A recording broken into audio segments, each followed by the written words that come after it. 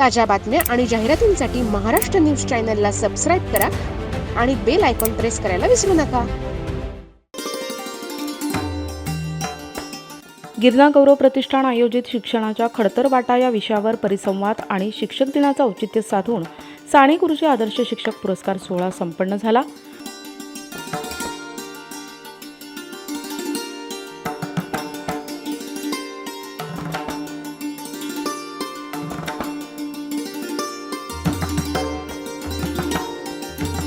परशुराम चायखेडकर नाट्यगृह येथील औरंगाबादकर हॉल येथे 1 सप्टेंबरला सकाळी 11 वाजता करण्यात आला।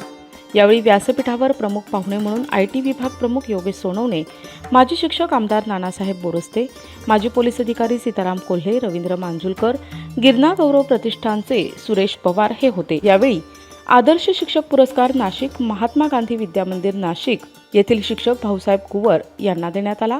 ITचे विभाग प्रमुख योगेश सोनवणे आणि माजी आमदार नानासाहेब बोरस्ते यांच्या हस्ते त्यांना हा पुरस्कार देण्यात आला। अनेक वर्षांपासून भाऊसाहेब कुवर नाशिक महात्मा गांधी विद्यामंदिर येथे विद्यार्थ्यांना शिकवतात। त्यांचे शिक्षण क्षेत्रात आपलं काम नित्यनेमानं आणि उत्कृष्ट करत असल्यामुळे त्यांना गिरणा गौरव प्रतिष्ठानानं आदर्श शिक्षक या पुरस्कारानं सन्मानित करण्यात आले। शिक्षक भाऊसाहेब कुवर यांचे अनेक विद्यार्थी आज उच्च स्तरावर आपापल्या क्षेत्रात काम करत आहेत। भाऊसाहेब कुवर सरांच्या माध्यमातून विद्यामंदिरमध्ये अनेक उपक्रम घेतले जातात। एक सिटीजन तयार करण्यासाठी आपण परिपूर्ण शिक्षक म्हणून उपस्थित असतो। पुरस्कार मिळाल्यानंतर आपली अजून एक जबाबदारी वाढल्याचं यावेळी भाऊसाहेब कुवर सरांनी सांगितलंय।